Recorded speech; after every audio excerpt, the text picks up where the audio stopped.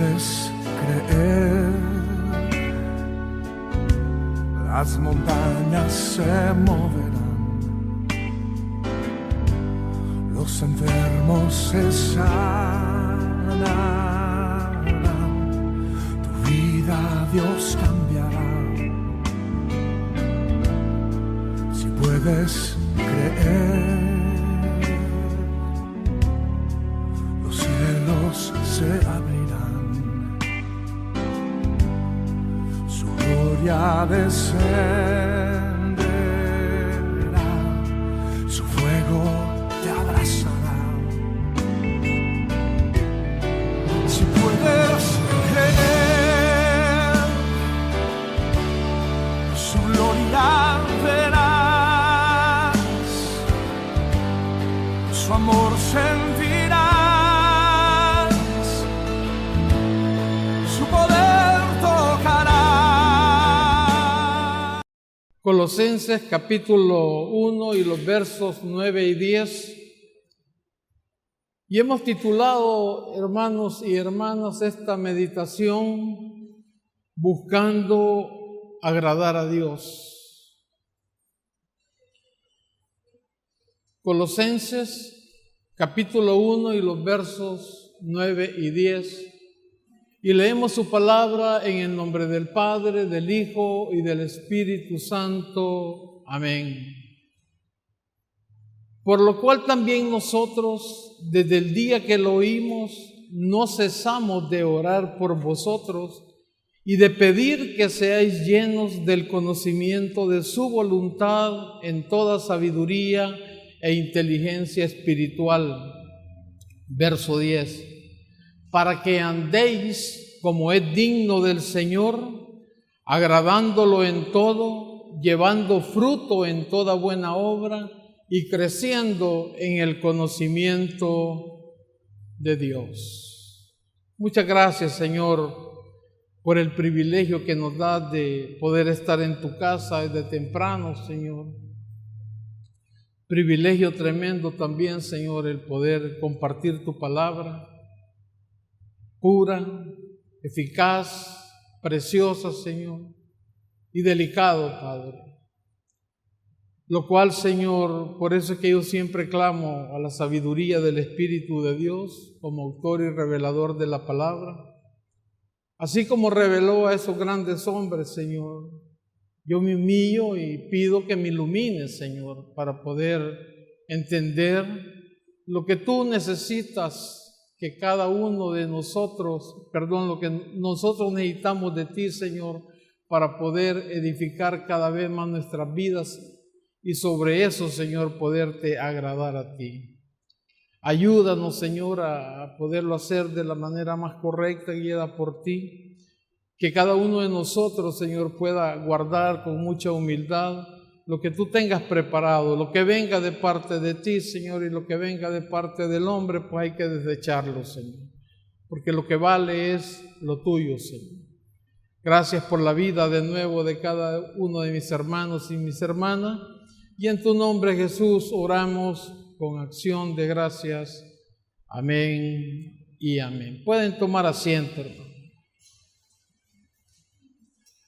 Yo cada día, hermanos, me convenzo más de la veracidad de las Sagradas Escrituras en cuanto a la diferencia del ser humano a Dios, hermano. ¿Por qué digo eso? Porque habemos personas que como que no nos interesa y queremos hacer las cosas dentro del Evangelio como nosotros decimos, sin interesar si agrada o no agrada a Dios, sino que bajo nuestros propios conceptos. Y una diferencia que yo logro encontrar, hermano, en esto de agradar a Dios, lo asemejo en el agradar o ser agradado por personas. No estoy diferenciando ni cristianos ni no cristianos, sino como personas, hermano. Cuando uno agrada a una persona o busca agradarla, a mi criterio existe una diferencia que cuando uno quiere agradar a Dios. Y la diferencia, hermano, es que la mayoría de seres humanos lo que hacemos es de que lo que la persona nos quiere agradar o con lo que nosotros queremos agradar a la otra persona, nosotros no podemos ver el corazón de quien lo hace hacia uno, o la persona a quien uno se lo hace no puede ver el corazón con la sana intención que uno lo está haciendo. Entonces la mayoría de personas lo que hacemos es que valoramos, hermano, lo que la persona nos quiere agradar a nosotros, lo valoramos en la parte física. No estoy hablando de todas las personas, pero estoy hablando de un gran promedio dentro de los seres humanos. Porque así somos, hermano. Nos interesa mucho si aquello tiene un costo de dinero, que si como me dio esto poquito no me valora a mí, etcétera, etcétera. En cambio, hermano, Dios es distinto. Porque Dios nos ha enseñado por medio de las Sagradas Escrituras que lo físico, hermano, no le interesa tanto. Y el martes poníamos uno de los ejemplos cuando hablamos del Espíritu Santo, cuando Samuel fue mandado por Dios a ungir al nuevo rey, a David, cuando destronó a Saúl. Y cuando llamó a los hijos de Isaí, el profeta Samuel, ahí es donde se ve, hermano, la intención propia cuando el ser humano quiere tomar cierta elección.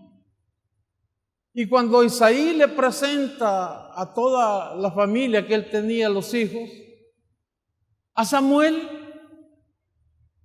se le viene un criterio propio de él, donde él se imagina, por lo que él está viendo frente a sus ojos, que eso es lo que a Dios le va a agradar.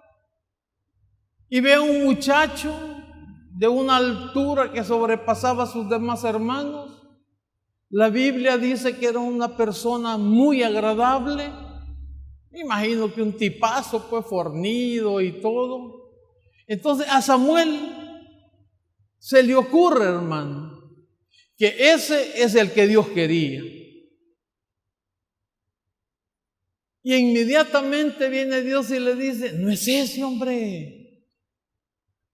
Entonces yo logro ver una cosa ahí, hermano, que en la decisión que el ser humano va a tomar, porque él tenía que agradar a Dios haciéndole caso en todo a lo que Dios le mandaba.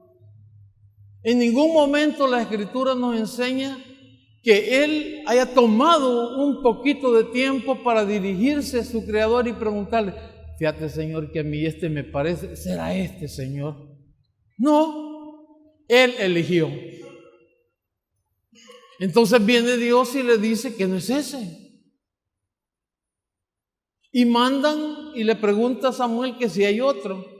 Yo les decía el martes a los hermanos en son de broma y verdad, que muchos estudiosos de la Biblia dicen que David era un cacerolazo. Y le pregunto a los hermanos que si entendían que era un cacerolazo y todos me dijeron que sí. Espero que también aquí entendamos lo que es un cacerolazo. Porque lo tenían a todos, no lo vieron como familia, sino que lo tenían cuidando allá las ovejas.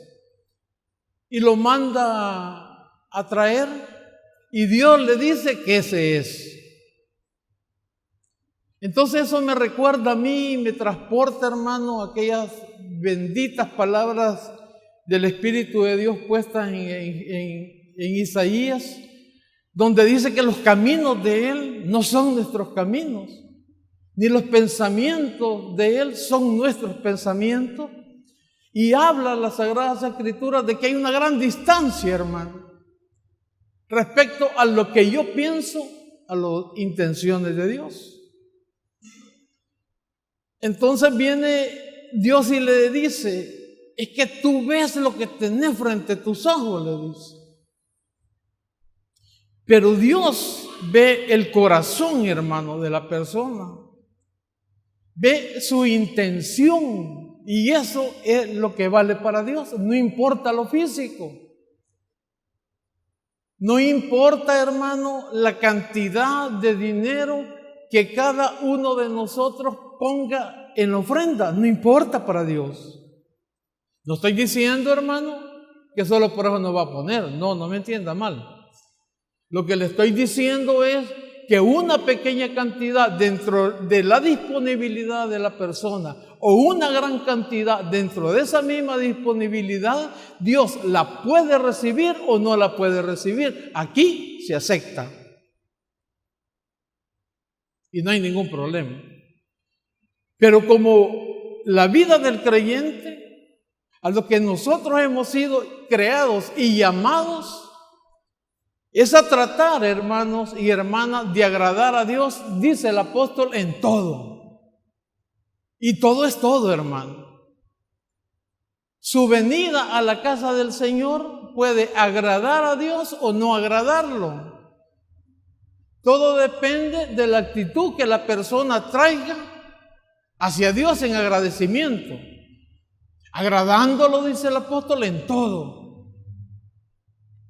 Entonces son como tip, hermano.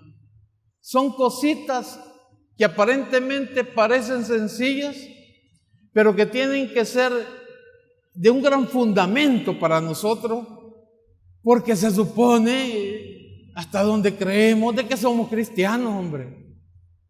Y que no somos cristianos, ¿y para qué, pues?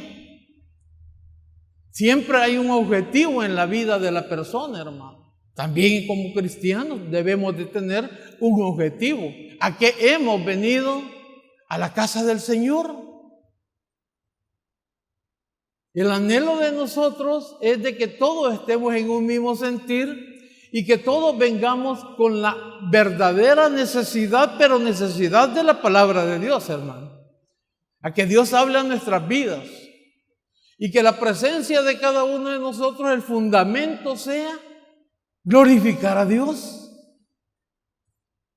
No demostrarle, hermanos, sino que Él vea en el corazón de cada uno de nosotros que el venir desde temprano a la casa del Señor es en forma de un agradecimiento a Él, no es buscando que nos dé o que no nos dé, hermano. Y de eso es lo que se trata. Entonces, por eso hacía la burda comparación de lo que significa, a mi criterio, de la diferencia de cómo el agrado es dentro de las personas y cómo es una de las formas que así a simple criterio puede salir para poder agradar a Dios. Pero antes de entrarle ya al verdadero tema, yo siento la necesidad, hermano, que conozcamos un poco acerca de esta epístola a los colosenses. Porque esta epístola, igual que Efesios, Filipenses, Filimón, es de las famosas epístolas escritas desde la cárcel, Pablo prisionero, con la diferencia aquí de que el apóstol, según los estudiosos, está en una casa, pero según dicen también, según la escritura da una cierta luz por ahí, de que él se encontraba, hermano, dentro de esa casa, pegado, llamémosle, enlazado o junto, encadenado con un soldado. Entonces, el privilegio que Pablo tenía, uno de esos es que estaba en una casa. Y los otros privilegios es que él podía escribir, podía recibir una visita de quien él quisiera recibir, no había ningún problema. Ese es uno de las bases de esta carta, por eso siento que es necesario que conozcamos, y si la mayoría lo conoce, pues habemos personas que no lo conocíamos. Y hay algo muy importante, hermano, que es en el versículo 1, usted no lo busque, que Pablo se denomina se denomina apóstol de Jesucristo. Y estudiando por ahí, hermano, vimos de que él lo hace con aquella humildad que a él le caracteriza, porque él va a dirigir esta epístola a una iglesia que él no fundó, sino que fue fundada, según también estudiosos, por alguien que escuchó en Éfeso el mensaje que Pablo predicaba, que las cartas que él enviaba, que es Epafras. Entonces él con humildad se dice apóstol de Jesucristo, lo cual muy humildemente él siente que eso le da una autoridad para enviar esa carta a esa iglesia. Y también hay algo, hermano, que a mí me motiva en la vida de Pablo, y es lo que nosotros, los que nos decimos pastores o nos llaman pastores, y a saber si somos pastores, porque yo por rato lo dudo, hermano, se lo digo sinceramente. Digo yo, tenemos esas características del apóstol. Sentimos en realidad, hermanos, eso tan bonito que él sentía: amor, preocupación por sus congregaciones. Entonces, una de las cosas que llama la atención, o que dice uno, por lo menos hay que pedirle al Señor, si no lo tenemos, que nos dé eso a nosotros, hermano. ¿Por qué? Porque la congregación se lo merece. Y en ese tiempo, hermano, las situaciones eran completamente distintas por los tiempos, por lo que usted quiera, a las que hoy vivimos. Y yo prefiero, hermano, ese tiempo a hoy. Porque en ese tiempo, cuando la persona se llamaba cristiana, y eso no lo medía una sencilla profesión de fe, hermano, eso ahí no importaba.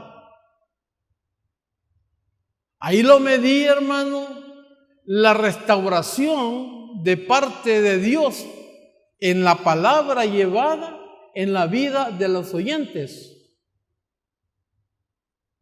Entonces los pastores, las personas encargadas, hermano, por decir en este caso Pablo, veían, hermano, en esas iglesias, en esas congregaciones, vidas restauradas.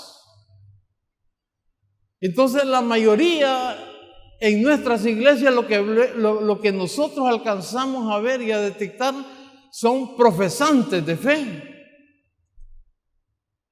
Pero ¿qué tanto está haciendo efecto la palabra de Dios en la vida de todos, incluyendo la nuestra?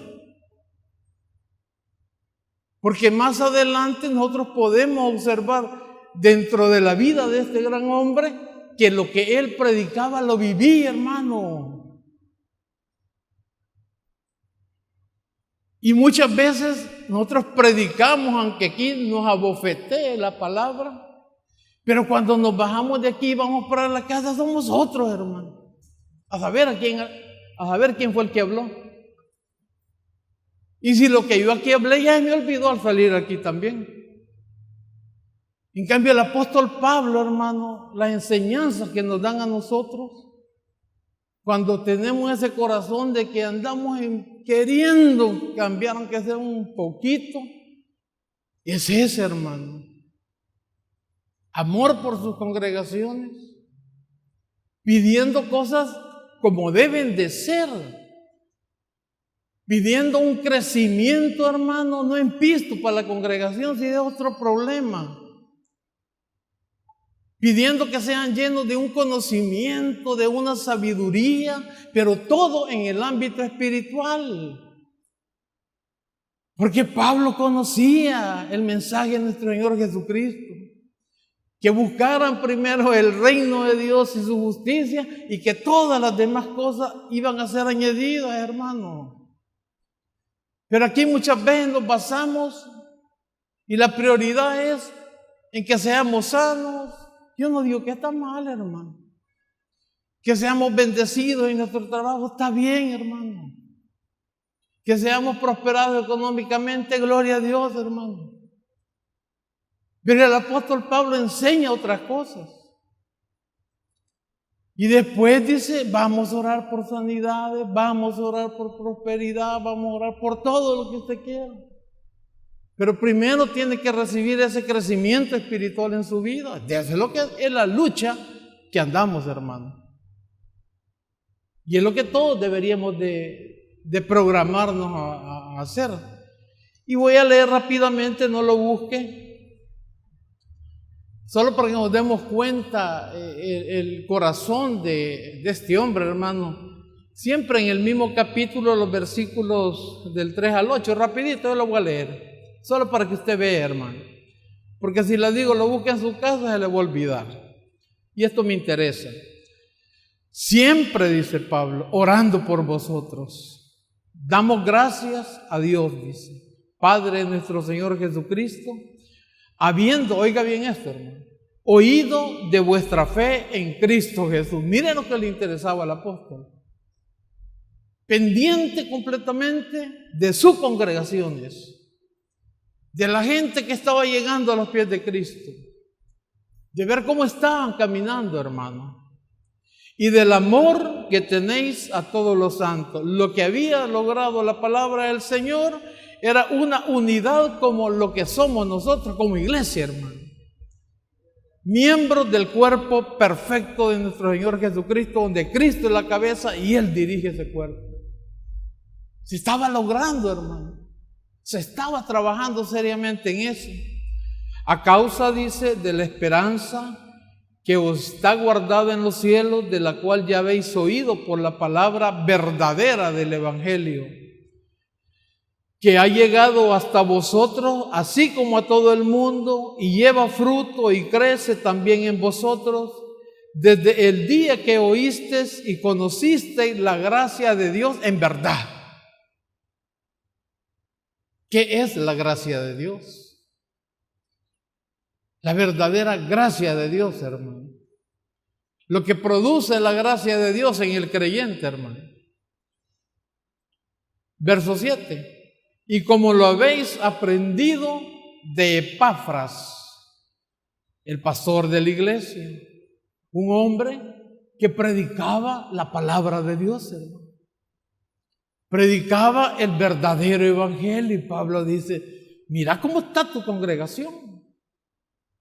Estamos bien, se está trabajando, se están viendo familias restauradas, se están viendo personas que están dejando sus cositas y andan tratando. ¿Por qué? Por la palabra, hermano. Por el verdadero evangelio que se estaba predicando en ese tiempo. Y él le reconoce al pastor de la iglesia lo que está haciendo. Nuestro consiervo amado, dice, que es un fiel ministro de Cristo para vosotros, que también nos ha declarado vuestro amor en el Espíritu. Entonces, estos versículos, hermanos, a lo que nos llevan es a una confirmación de lo genuino de la fe de los colosenses. Elogia a la par de todo esto la fidelidad del pastor que está predicando, Epafras, que está predicando el verdadero evangelio de nuestro Señor Jesucristo, hermano. Y lo mejor para mí que refleja el verdadero amor de Pablo hacia la congregación. Esto, hermano, nosotros no deberíamos de cansarnos de pedirle al Señor. Un amor en Cristo hacia la congregación. Porque estos son los ejemplos que el apóstol Pablo nos da a nosotros, hermano. Un hombre que recibió por revelación el Evangelio de Cristo. Un hombre que cuando él dijo, tener abundancia y tener escasez, a todo dijo, estoy acostumbrado. Lo dijo y lo reflejó con su vida. Porque a los filipenses, hermano, presos, y el mensaje que les manda es regocijaos en el Señor, siempre regocijen, en vez de que la congregación llegue a darle aliento al pastor. Ay, pastor pobrecito, que mire lo que está pasando. Con Pablo era distinto. Aunque muchas veces se sintió él solo, ¿verdad? Que lo habían abandonado. Pero en todas las epístolas, presas y todo es empujando a su congregación, ¿verdad? Eso es admirable de ese hombre. Ahora, yendo a nuestro texto, dice el versículo 9 con el que iniciamos, por lo cual dice, también nosotros, desde que el día, dice, que oyeron él y Timoteo, oyeron todas esas bellas cosas que estaban sucediendo de la fe, de lo que Epafras estaba haciendo, hermano, de cómo el amor de la iglesia estaba dando un buen testimonio afuera, que eso nos falta mucho, hermano. No cesamos, dice, de orar por vosotros y de pedir que seáis llenos del conocimiento de su voluntad en toda sabiduría e inteligencia espiritual. La inteligencia natural ya la tenemos, hermano. Esa vino en el paquete cuando fuimos creados. Que nosotros nos quedemos con una poquita inteligencia es problema en nosotros. Pero todos tenemos la capacidad, hermano, de desarrollar lo que Dios nos ha regalado, una inteligencia natural. Y esa ya está. Lo que siempre hemos manejado, hermano, que esa inteligencia natural nos debe llevar a buscar, hermano, para que sea una explosión en nuestras vidas, nos debe llevar a buscar la inteligencia espiritual, la iluminación que el Espíritu de Dios puede darnos a nosotros, porque eso, hermano, unido con la inteligencia natural va a producir un efecto, pero súper, mega, hiper, como usted le quiere llamar, positivo, para que así podamos caminar. Pero muchos desarrollamos y tratamos nuestra inteligencia natural, pero la inteligencia que el Espíritu de Dios nos puede dar, la minimizamos o no la ocupamos. Entonces, dentro de la vida cristiana queremos desarrollarnos naturalmente. Y es ahí, hermano, donde solo somos fracaso, fracaso y fracaso. Porque hay un gran poder, hermano, dentro de nosotros como cristianos. Pero uno se hace una pregunta aquí, que dice Pablo, para que seáis, dice, llenos del conocimiento de su voluntad, dice, en toda sabiduría e inteligencia espiritual. A mí, hermano, como me falta algo para el peso, me quedé un poco pensando yo. Y le voy a contar a la conclusión que yo llegué, que la voy a compartir con ustedes. Y desde ya les digo, no necesariamente la correcta, hermano. No necesariamente usted tiene que creerla. Yo le voy a dar mi percepción. ¿Por qué? Porque la Biblia también en el libro de Romanos dice que cuando yo le voy a pedir al Señor, que yo no sé cómo voy a pedir, dice, pero que el Espíritu de Dios sí sabe, dice. Porque Él, dice, conoce la voluntad del Padre. Yo no la conozco. Entonces aquí dice que Pablo ora, dice, para que seáis llenos del conocimiento de la voluntad, dice, en toda sabiduría e inteligencia espiritual.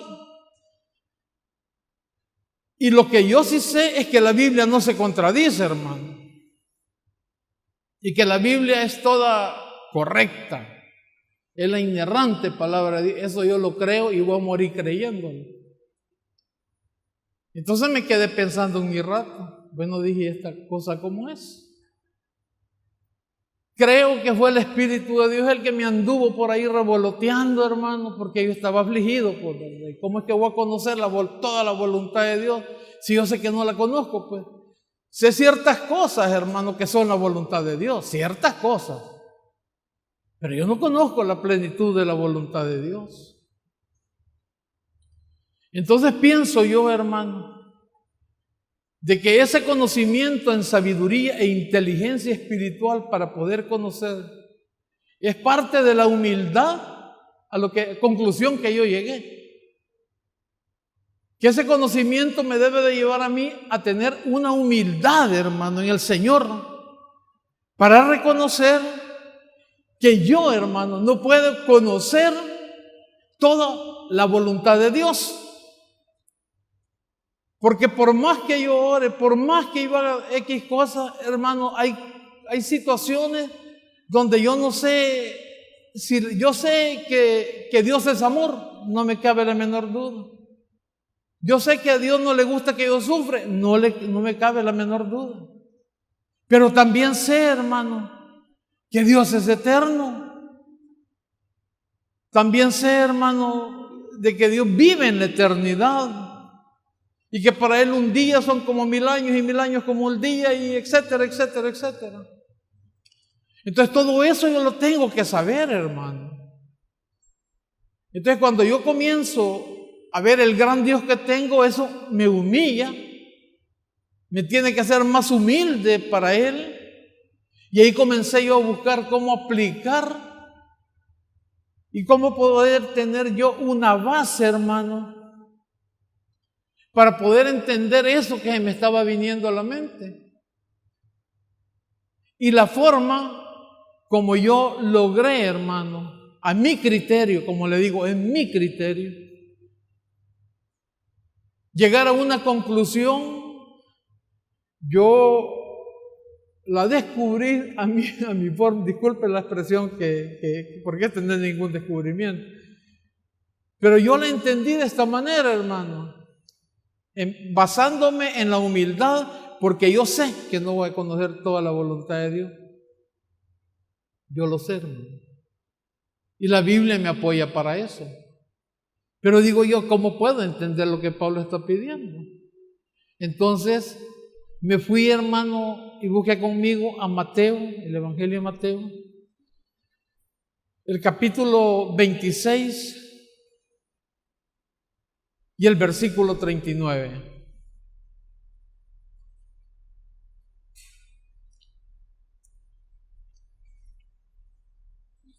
Lo tenemos. Yendo un poco adelante, se postró sobre su rostro orando y diciendo, esto está hablando de Jesús en el Getsemaní, hermano.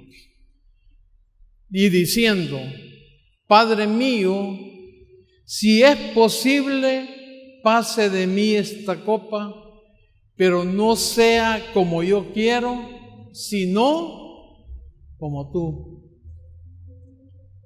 Jesús sabía, hermano, que estaba montado un plan para llegar ahí, a la cruz del Calvario. Pero dentro de la humanidad de Él, porque fue 100% hombre, había un problema, hermano. Un problema que cualquiera de nosotros lo puede tener. Y que no queremos llegar a ciertas cosas en nuestras vidas. Y muy humildemente, hermano, queremos ver si en oración, en petición, muy humildemente, podemos accesar al Padre y hacerle la pregunta que nuestro Señor Jesucristo le hizo. ¿Es posible que exista otro plan, Señor? Pero mire cómo termina la oración el Señor. Pero no sea como yo quiero, sino como tú. Es Jesús, hermano, el que está solicitándole a su Padre si puede haber otro movimiento, pues. Porque no era miedo, hermano, a los clavos, y eso ya lo hemos dicho 300,000 veces. No era miedo a una corona que ella le... No, hombre, ese no era miedo para Jesús. El miedo era la separación con su Padre. Nunca se había separado de Él. Y Él conocía los efectos, hermano. Es como cuando entramos a una sala de operaciones. Y vamos con aquello nosotros de que si el Señor lo puede hacer, abren, hasta me pueden comenzar con la anestesia y el Señor puede actuar en un momento y yo me agarro y Señor. Pero de repente, hermano, estamos listos, dije el médico que va viendo aquella cuchilla. Que no se haga mi voluntad, Señor, sino la tuya. Tengo que tapar. Pero el Señor, mire aquí la humanidad demostrada en nuestro Señor, hermano, que regresa de nuevo con la petición. Versículo 42. Otra vez fue y oró por segunda vez, diciendo: Padre mío, si no puede pasar de mí esta copa sin que yo la beba, hágase tu voluntad. Pero ¿qué hizo Jesús? Presentó el anhelo de su corazón, hermano. Entonces mucha gente le mete a la cabeza a sus congregaciones: pedirle confiar al Señor, hombre, es que no le has pedido bien, hombre. Dan casi a entender que Jesús no tenía fe entonces, pues. Y es Jesús pidiéndole a su Padre, hermano. No todo, hermano, se va a hacer como decimos nosotros. Y debemos de buscar la forma de agradar a Dios en todo, hermano, hasta llegando a esos casos extremos. Versículo 44. Fue y les dijo que estaban dormidos y yo no sé qué pasó ahí. Versículo 44. Y dejándolo se fue de nuevo, hermano, y oró por tercera vez, diciendo las mismas palabras. Versículo 45. Entonces vino a sus discípulos y les dijo: dormid ya y descansad. He aquí ha llegado la hora y el Hijo del Hombre es entregado en manos de pecadores. ¿Cuál era la voluntad de Dios? ¿Cómo la descubrió el Señor? En el silencio de Dios. En el silencio de Dios, hermano. Ya le pedí al Señor yo por X situación. No hay contestación. Sigo insistiendo, hermano. Voy a dejar de pensar, o ya no voy a seguir pensando que Dios me ama. Esos son los ejemplos. No, hermano. Ya solo porque me tocó llegar a la sala de operación, ya solo porque me tocó tal cosa, ya Dios no me ama. Y yo le estuve pidiendo y ayuné 4 días, hice esto, hice lo otro. Si es con Dios que está tratando, mi amado hermano, no es con un humano. Por eso iniciamos esto estableciendo las diferencias, hermano, de los propósitos del ser humano y los propósitos de Dios en la vida de nosotros, los entendamos o no los entendamos.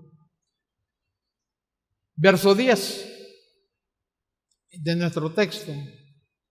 Para que andéis, dice el apóstol, como es digno en el Señor. Uno de los efectos, hermano, de la primera oración del versículo 9, aquí el apóstol está diciendo los efectos que va a producir en la vida cuando nosotros caminamos ya en humildad, en sabiduría y en conocimiento espiritual que en realidad está llegando a nosotros, hermano.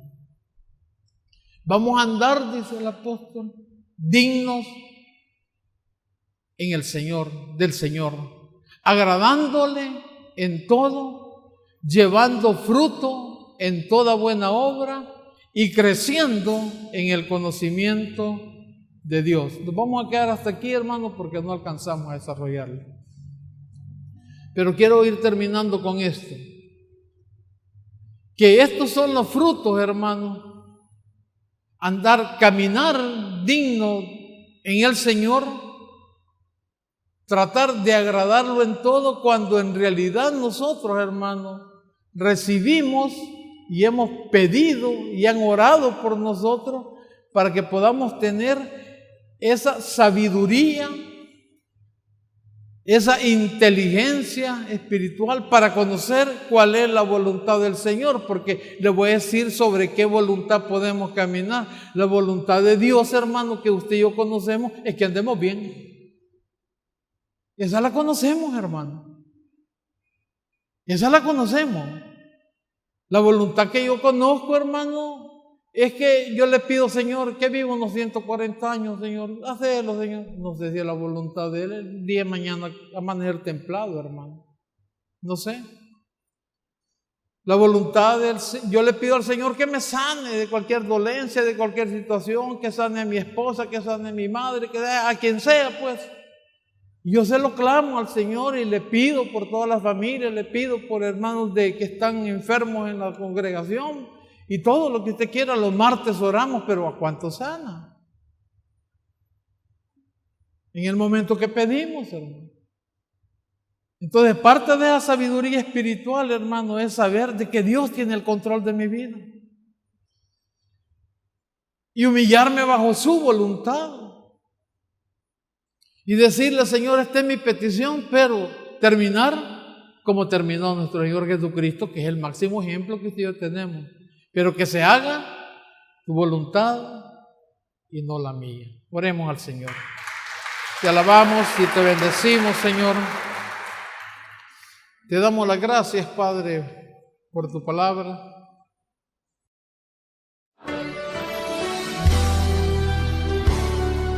El predicador ha terminado su mensaje.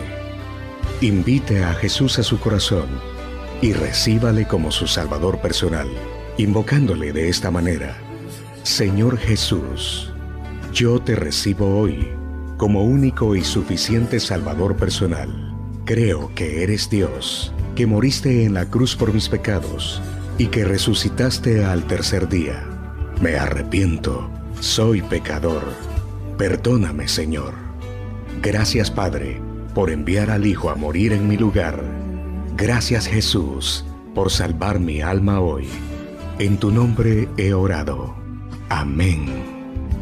Ahora usted es un hijo de Dios. Queremos que crezca en el conocimiento de las Escrituras. Congréguese en nuestra iglesia, Tabernáculo Bíblico Bautista, Amigos de Israel Usulután. Martes, 6 de la tarde, Torre de Oración. Miércoles, 6 de la tarde, Estudio Bíblico. Jueves, 6 de la mañana, Amaneciendo con Dios. Viernes, 6 de la tarde, Culto de Milagros. Sábados, 3 de la tarde, Jóvenes en Victoria. Y domingo, 7 y 9 de la mañana, culto devocional. Y 4 de la tarde, culto de adoración. Le esperamos en Carretera Litoral, kilómetro 109, desvío a Santiago de María. Si puedes ver su gloria.